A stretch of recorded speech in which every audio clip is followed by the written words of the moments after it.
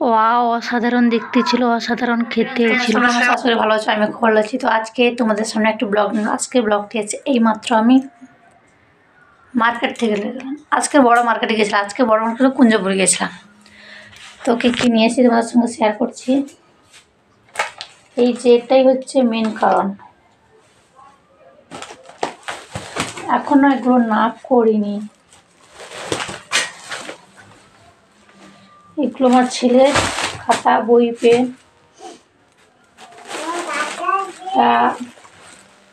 একটা মদন প্যাকেট আছে, একটা বিস্কুট প্যাকেট আছে,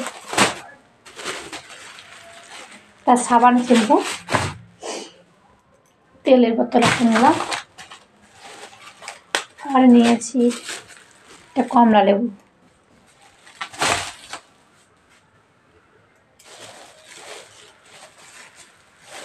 এটা গুড়, তোমাদেরকে একদিন শেয়ার করব, ঠিক আছে? এখনো খোলা যাবে না, পড়ে যাবে।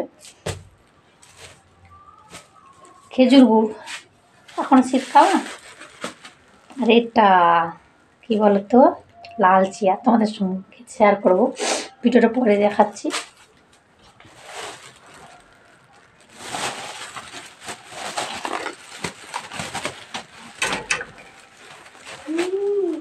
চঙা প্যাকেট,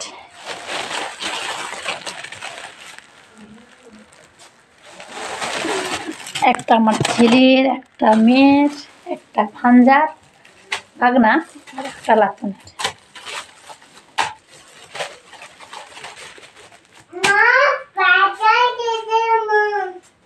এটাকে আগে লুকোতে হবে। হ্যাঁ ঠিক আছে।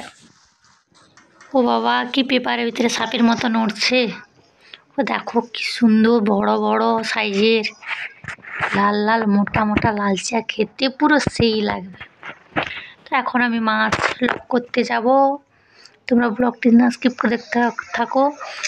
মাছ লক করা হয়ে গেছে, মশলা বাটার কাজ কমপ্লিট হয়ে গেছে, এখন মাছ ভাজার কাজ কমপ্লিট হয়ে গেছে। তো আমার মেয়ের জন্য ঝালবিহীন রান্না করছি, হয়ে গেছে। এখন আমার তরকারিটাও হয়ে গেল, কিন্তু তোমাদের সঙ্গে শেয়ার করতে পারলাম না, সরি। ব্লগটা ভালো লাগলে অবশ্যই লাইক কমেন্ট শেয়ার করবে ও পাশে থাকবে, চ্যানেলটি সাবস্ক্রাইব করে। এইবারে আমি রান্না করছি কড়াই মাছতে